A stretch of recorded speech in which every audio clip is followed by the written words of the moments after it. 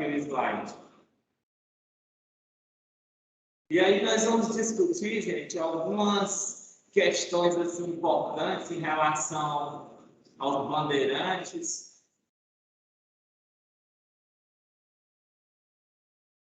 Oh, beleza, Pedro, deu certinho, ó, no momento que tu falou.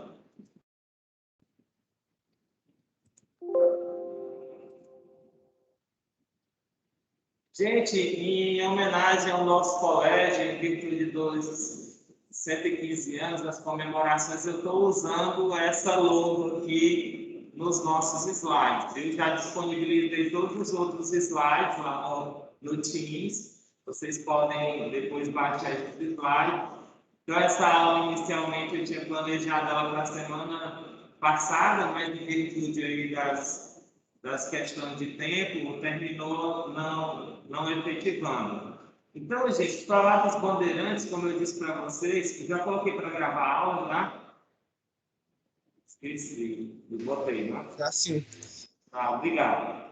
Então, quando a gente trabalha os bandeirantes, nós vamos lembrar da questão da interiorização da colônia. Esse é o termo mais utilizado. Eles foram importantíssimos nesse projeto dos portugueses, principalmente de busca de metais preciosos, que era o grande interesse dos portugueses desde o início da nossa colonização. E aí, antes de começar aqui a nossa discussão acerca dos bandeirantes, existe toda uma imagem construída acerca desses personagens históricos como verdadeiros heróis nacionais. Alguém sabe explicar o porquê disso, gente? Por que foi construído em torno desses bandeirantes, dessa visão de heróis nacionais?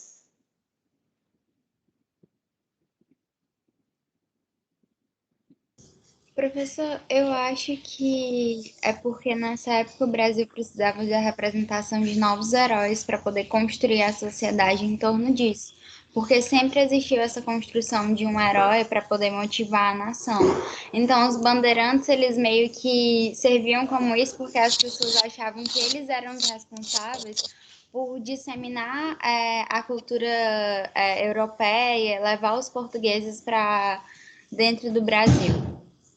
Muito bem, realmente. E nós vamos ver, você falou uma questão interessante, né? Da transformação desses portugueses em heróis, nessa missão de levar, de interiorizar o projeto colonizador. E aí tem uma questão assim, que é muito intrigante. A maioria dos bandeirantes, eles não eram portugueses, a maioria eram paulistas. Mas se construiu em torno deles essa imagem de heróis e de heróis ligados aos portugueses. Como é que são as representações? Vou mostrar aqui algumas representações para vocês acerca dos bandeirantes, mas você tocou num ponto muito interessante, necessitava desbravar o Brasil e essa construção de grandes lideranças, de heróis nacionais naquele momento histórico. E aí nós vamos ver depois a construção desses monumentos exaltando esses bandeirantes, né? No nosso hino, por exemplo, o hino do Piauí, você tem a exaltação de dois bandeirantes, não? O Domingos Jorge Velho e o Domingos Afonso Macrense. Como é que eles são colocados no nosso hino, gente? Eles são colocados como verdadeiros heróis, né? Aventureiros que estão aí no processo de colonização, né? Então, em momento algum, fala dos massacres das populações indígenas, porque a construção dessa imagem era uma imagem, digamos, vinculada ao heroísmo, ao patriotismo, à ideia de interiorizar, de buscar riquezas, desbravar. Nem que para isso fosse possível a questão da guerra justa, né? De matança dos indígenas. E a guerra justa era uma guerra bastante injusta, né? Os portugueses, os bandeirantes, muitas vezes eles inventavam uma desculpa ou um motivo banal para poder atacar os grupos indígenas, né? E existia toda uma legislação que dizia o seguinte: é admitida a guerra justa, desde que exista o ataque desses grupos indígenas. Então, você tem aqui a estátua do Anhanguera, que é o nome de uma faculdade, um dos mais, digamos assim, violentos desses bandeirantes, né? Os relatos do Anhanguera são terríveis, viu, gente? Acerca do que ele fazia com os grupos indígenas.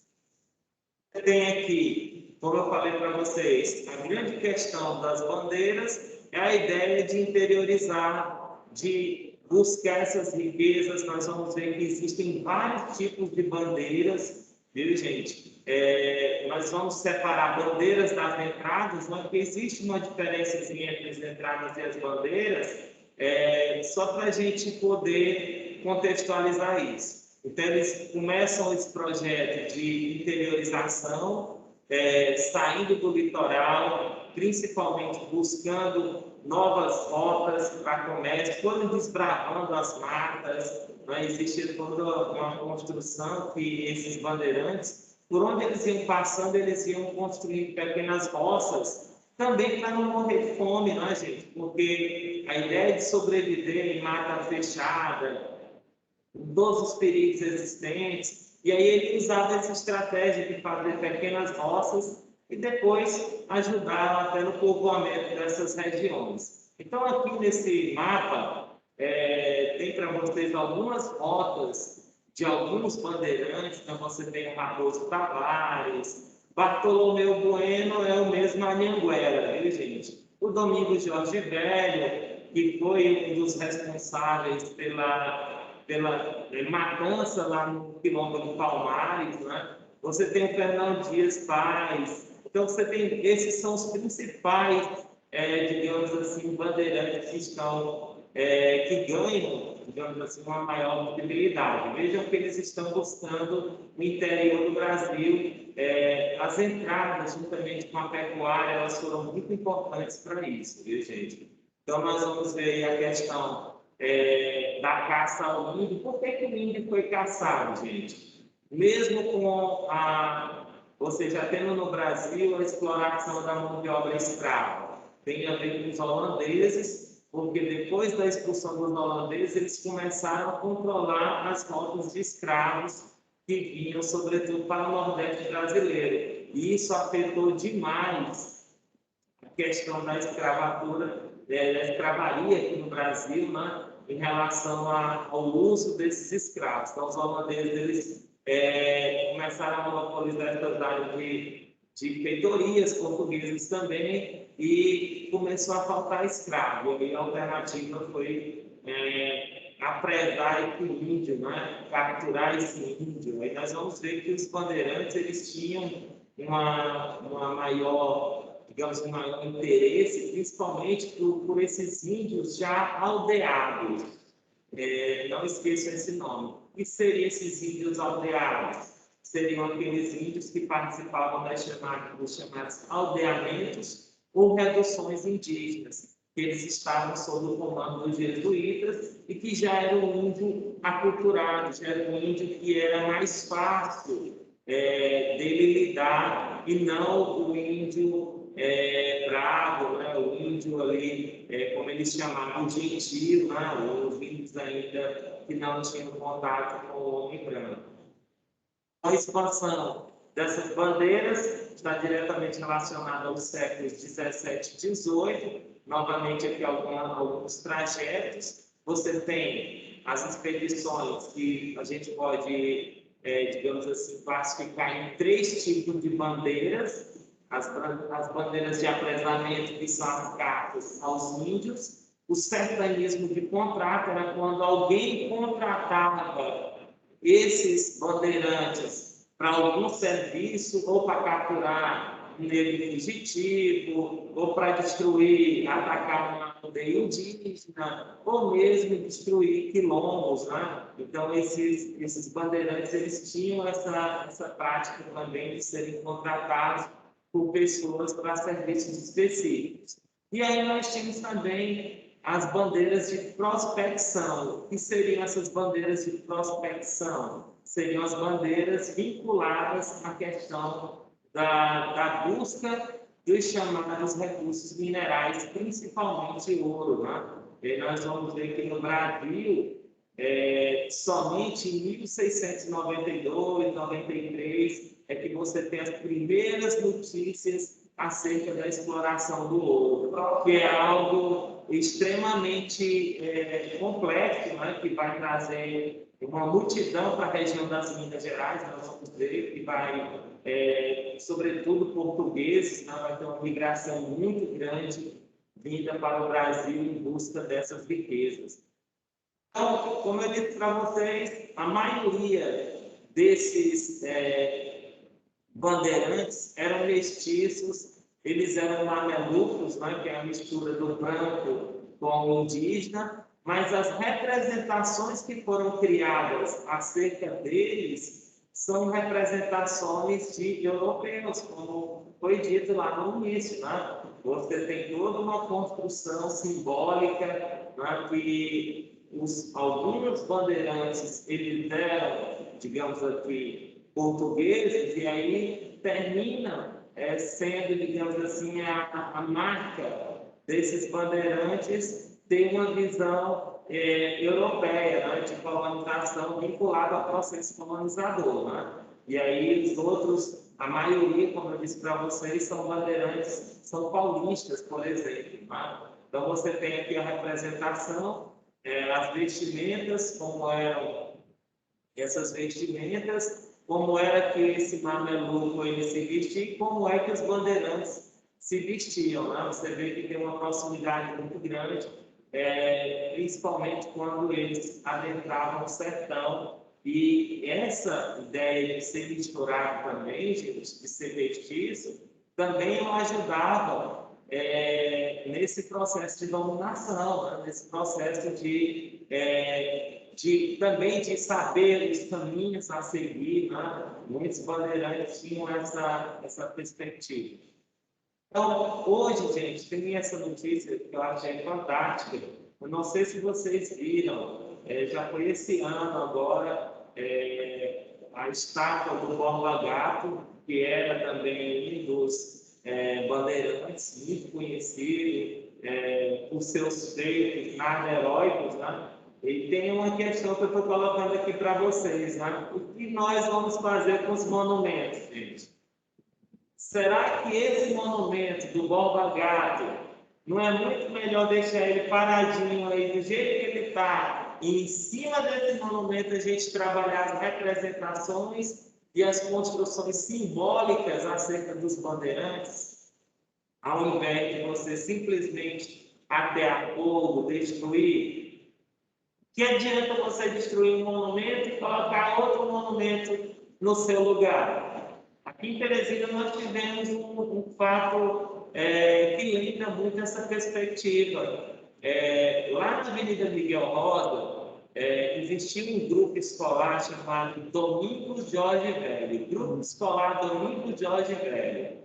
O que foi que aconteceu no ano de 2003? No ano de 2003, o governo, na época, que tinha vencido as eleições, foi lá e promoveu uma mudança em relação ao nome desse grupo escolar, Domingos Jorge Velho. Mandou arrancar o nome, porque era feito em cimento, né, em cima da fachada, mandou arrancar o nome e, no seu lugar, edificou o Memorial Zumbi dos Palmares. E aí eu digo para vocês, é necessário a gente substituir um monumento por outro, ou é melhor a gente pegar esse monumento e fazer uma construção, uma desconstrução acerca de suas representações e de seus valores? Nós vimos isso também esse ano passado também, nos Estados Unidos, por exemplo, por ocasião da morte do George Floyd, todos os efeitos que se seguiram.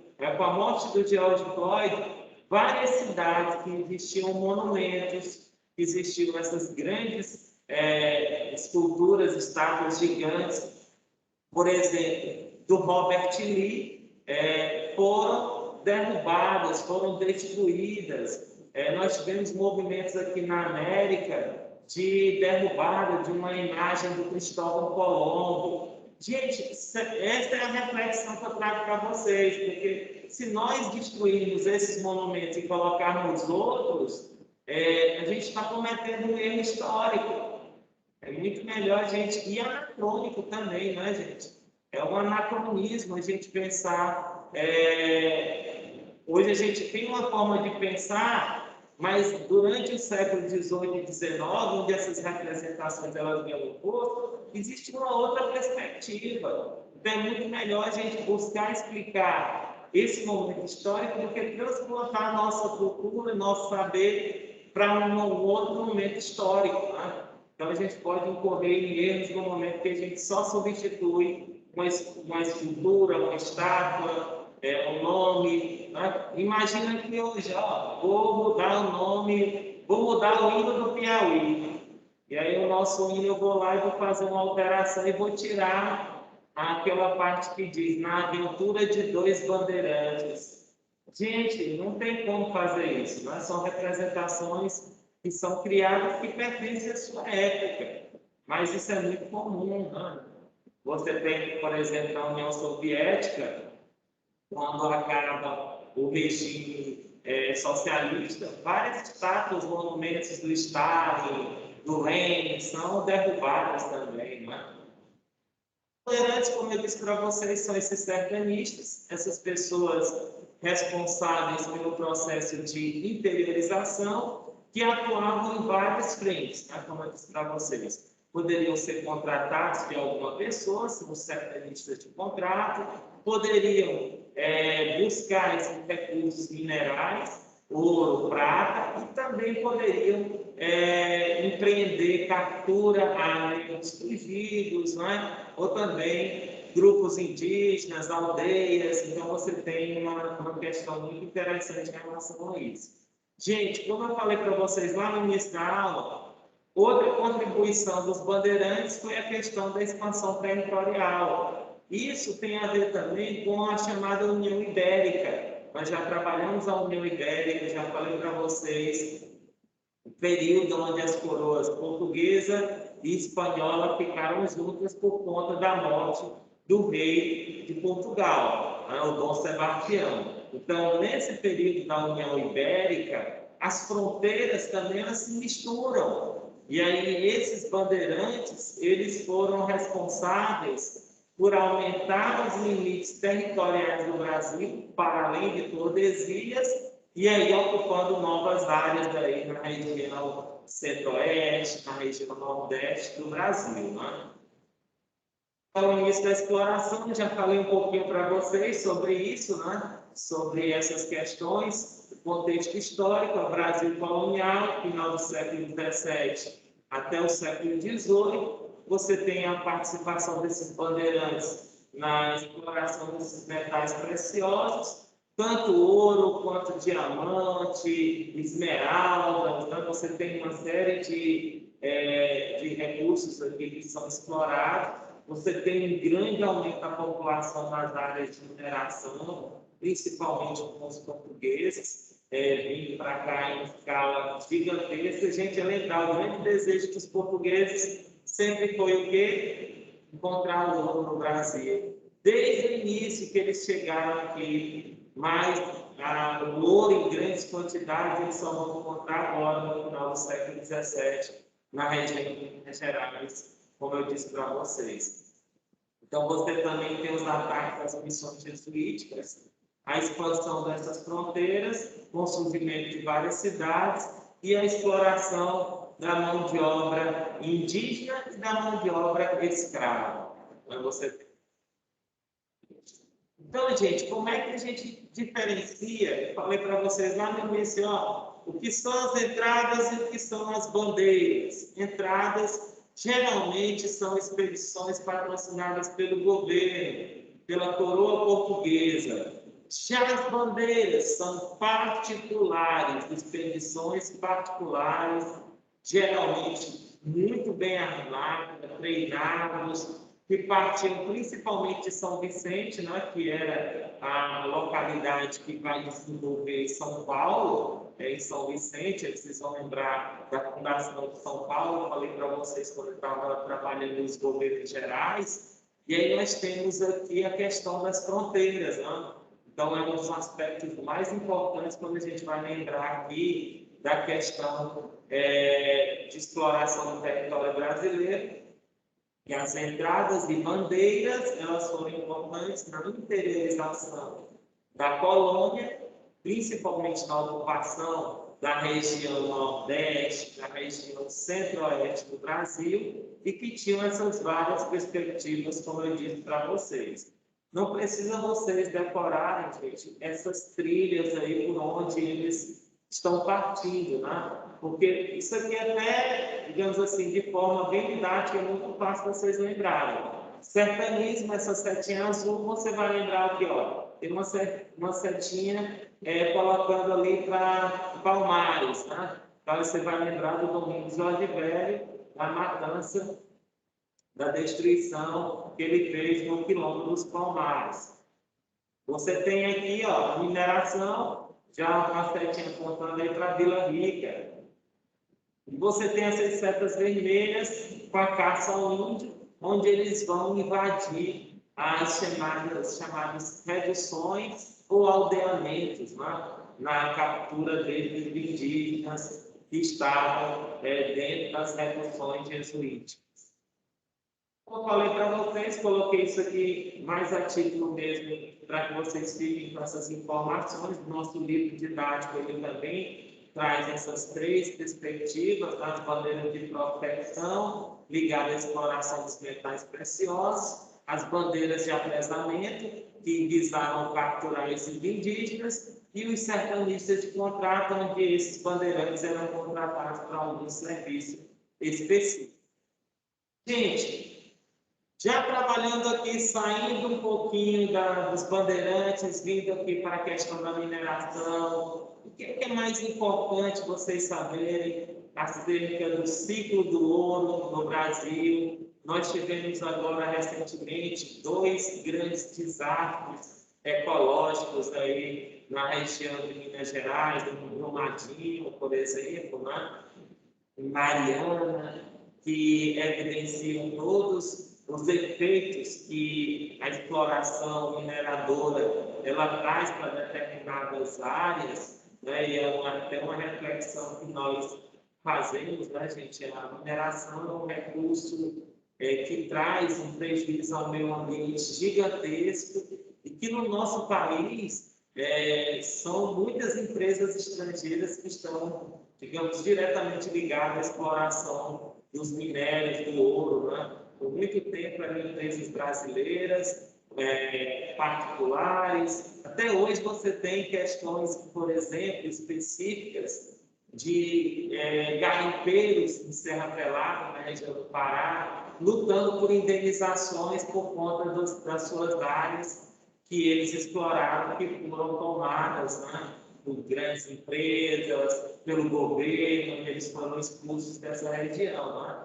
Então, você tem aí a mineração como uma atividade que gerou uma grande riqueza no Brasil, mas que essa riqueza ela não ficou no Brasil. É interessante vocês lembrarem disso, né? Nós tivemos uma grande exploração de ouro aqui, gente, principalmente ali entre 1740 e 1770, você tem ali 30 anos áureos, vamos dizer assim, né, de exploração do ouro, onde foi muito ouro brasileiro para Portugal e de quebra também para a Inglaterra, né, para financiar o processo da Revolução Industrial. Você pode inverter porque que nosso ouro só fez uma ponte aérea de Portugal para a Inglaterra. Tem muito a ver com alguns acordos, tratados, empréstimos que Portugal fazia junto à Inglaterra. Em 1703, os portugueses fizeram um tratado que foi extremamente danoso para a economia portuguesa, que foi o Tratado de Methuen, ou o Tratado de Panos e Vinhos. O que é que dizia esse tratado? Era um acordo onde Portugal se comprometia a comprar a produção de tecidos dos ingleses e os ingleses se comprometiam, em contrapartida, comprar a produção de vinhos. E aí eu te pergunto, quem vai ter mais lucro, gente? Vender vinhos ou vender tecido? Sem dúvida nenhuma, tecido, porque todo mundo precisa, né? E aí a Inglaterra ganha muito com o Tratado de Média, as custas de Portugal, e grande parte do ouro brasileiro migrou para a Inglaterra, ajudando naquela questão do capital inicial que os ingleses tinham para investir na industrialização.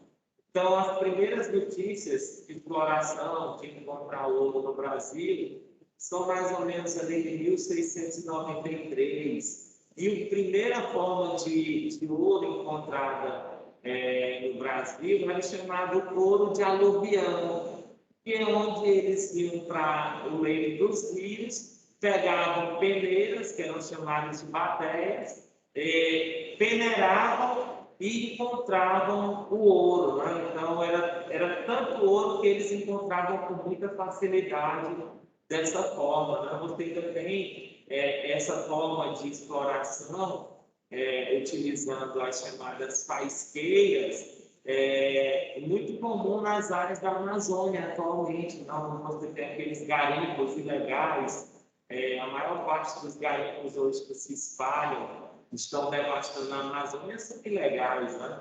E aí você tem essa forma ainda, onde hoje você tem muito mais máquinas, maquinário para explorar isso, né? E principalmente outras técnicas, né? E algumas até muito danosas que continuam aí no meio ambiente com o uso, por exemplo, do mercúrio. Então você tem essa primeira forma de exploração do ouro. E, posteriormente, essa exploração ela vai para a área das minas, as minas de ouro. Por isso que o nome de Minas Gerais é Minas Gerais, porque vem da ideia de várias minas de ouro. Então, nessa atividade econômica, gente, vocês vão lembrar, é uma atividade que ela atende aos interesses de Portugal, principalmente do Pacto Colonial, e aí nós vamos ver que vai ser colocada toda uma legislação específica para a área da mineração, para que esse ouro que fosse extraído aqui no Brasil, ele fosse para Portugal, né? E grande parte dessa riqueza não ficava aqui. Viu, gente? É até interessante, você pode dizer, mas Humberto, a exploração do ouro no Brasil ela não gerou, por exemplo, o desenvolvimento de várias cidades, né? Cidades coloniais, Mariana, Ouro Preto. Sim, gerou, mas a riqueza não ficou ali. Você tem um desenvolvimento dessas áreas mineradoras e ainda tem até uma questão, gente, interessante aqui que eu trago para vocês. Em algumas áreas mineradoras, as coisas eram muito caras, né? O custo de vida era altíssimo, altíssimo, porque as pessoas migravam em grande quantidade para essas regiões e começaram a faltar recursos para as pessoas. E aí terminava também encarecendo muito o custo acerca da alimentação, por exemplo, o custo de vida nessas regiões. Então, você tem essas duas formas iniciais de exploração. E aí nós temos todo um projeto, gente, de como essa exploração de ouro ela foi executada no Brasil. Então, você tem aqui as barras de ouro. Gente, essas barras têm todo um significado. O nosso livro ele traz uma significação desses números que estão aqui, desses símbolos que estão nessas barras, né? O que é que acontecia? As pessoas iam encontrando ouro e aí, com o passar do tempo, foi criada uma estrutura de tributação, que nós vamos ver, chamada de casas de fundição. O que eram as casas de fundição, gente? Eram os locais onde quem encontrasse ouro obrigatoriamente teria que passar por essas casas. E aí, nessas casas, seria retirada a quinta parte, o quinto, que equivale a 20% daquilo que você encontrou. Esse ouro era fundido, por isso que o nome é fundição, ele era fundido, transformado nessas barrinhas aí, levava o selo real para ele ter uma legalidade, para ele ter um valor de comércio, um valor legal. Então, tinha que ser tributado esse ouro encontrado, né? Isso foi uma forma de tributação a partir da instalação das chamadas casas de fundição.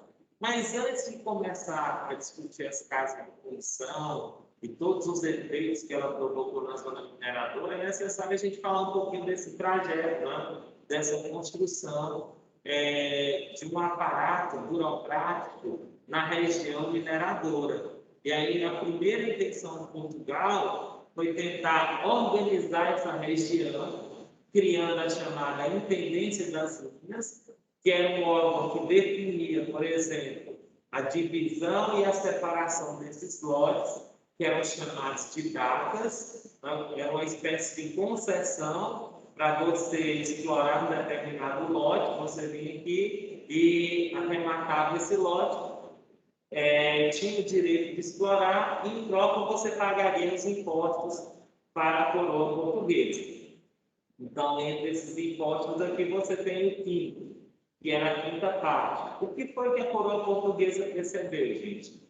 Que no Brasil colonial existia muito contrabando de ouro e que o governo português, estava arrecadando pouco. Então, nós temos até uma questão muito interessante. Então, lembrando do Pombal, que eu falei para vocês, o Marquês de Pombal. Marquês de Pombal ele é muito importante aqui na questão da exploração do ouro, né? Porque foi ele que foi lá e percebeu que essas regiões mineradoras elas poderiam dar muito mais a Portugal dentro daquele contexto. Aí vocês vão lembrar, né? Portugal sofreu um terremoto ali a partir da metade do século XVIII, era necessário reconstruir Lisboa, e aí o Marquês de Pombal assume, e aí o que é que ele vai fazer? Ele vai fazer uma rígida tributação às regiões mineradoras do Brasil. Então, as casas de fundição, ainda no início desse processo de exploração, elas serviam para buscar retirar desse ouro que era descoberto a quinta parte. Vocês podem encontrar a seguinte palavra: o ouro era quintado. O ouro era quintado. O que é quintado? Retirado a quinta parte. Essa instalação das casas de fundição ela vai provocar uma revolta, gente, chamada de revolta de Vila Rica ou revolta de Felipe dos Santos. O que foi essa revolta? Foi uma revolta que aconteceu nessa região de Vila Rica, principalmente contra a instalação das casas de fundição e essa tributação sobre o ouro encontrado nessa região. Quem vai liderar esse movimento é um cara chamado Felipe dos Santos. Né? Felipe dos Santos lidera esse movimento, mas a coroa portuguesa desarticula o movimento. Felipe dos Santos ele é preso, é morto e é esquartejado. Isso para mostrar o poder da coroa portuguesa, principalmente do que acontecia com aqueles que se voltavam contra a coroa portuguesa. Né? E aí o Felipe dos Santos terminou morrendo.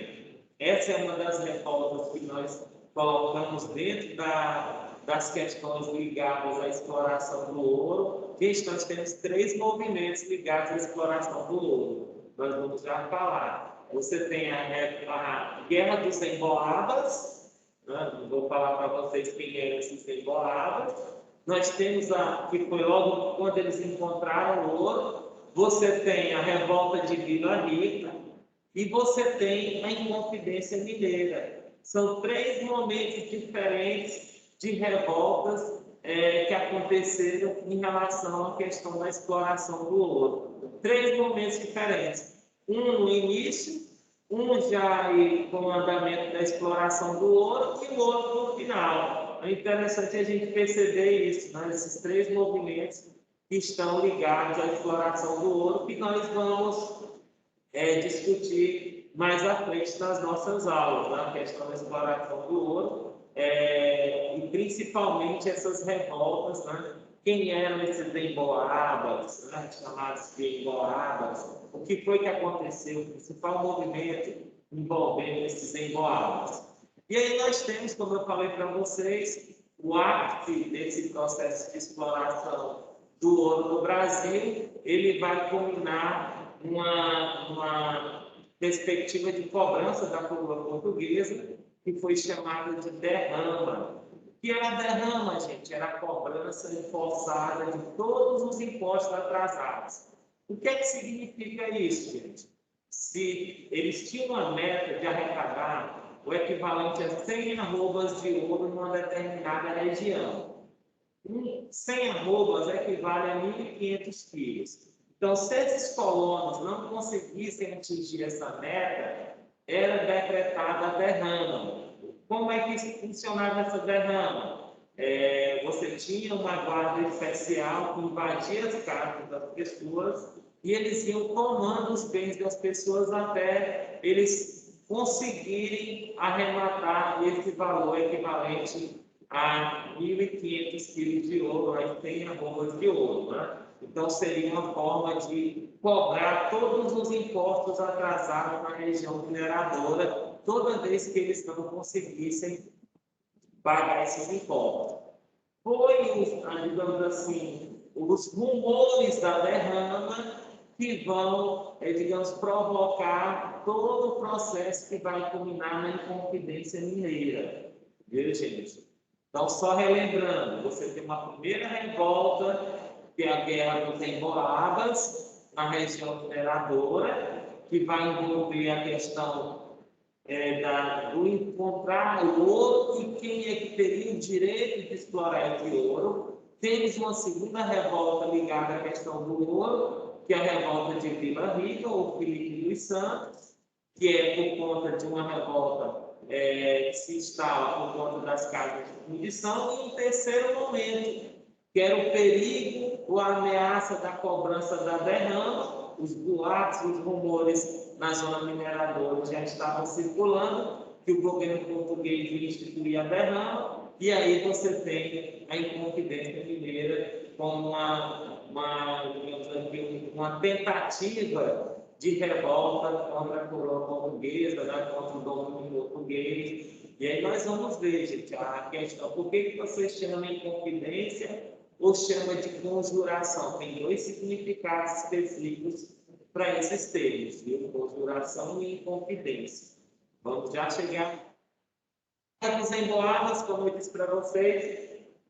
De um lado, você tem esses portugueses, esses imigrantes aí vindos de várias regiões, que eles são chamados de emboabas. Emboabas, gente, porque eles usavam umas botas bem grandes, né, para se proteger, por exemplo, de ataque de cobra. Eles usavam as botas enormes, que vinham até mais ou menos no joelho, e se assemelhavam a uma ave que existia na região, por isso que eles são chamados de emboabas. E aí você tem do outro lado esses paulistas, né, vamos dizer assim, que vêm de São Vicente, liderados aí pelo Manuel Borba Gato, né, que estão lutando contra esses portugueses que estão chegando na região de Minas Gerais. Gente, é interessante mais a questão dos paulistas. Os paulistas, como eu falei para vocês, muitos desses bandeirantes eram paulistas, eram mamelucos,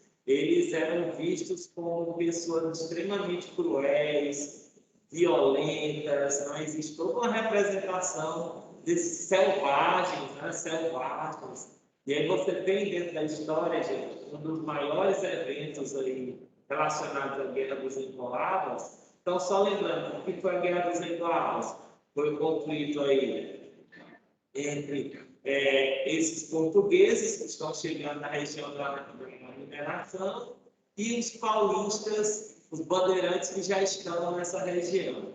Então, o episódio mais marcante aqui da Guerra dos Emboabas foi o chamado Capão da Traição.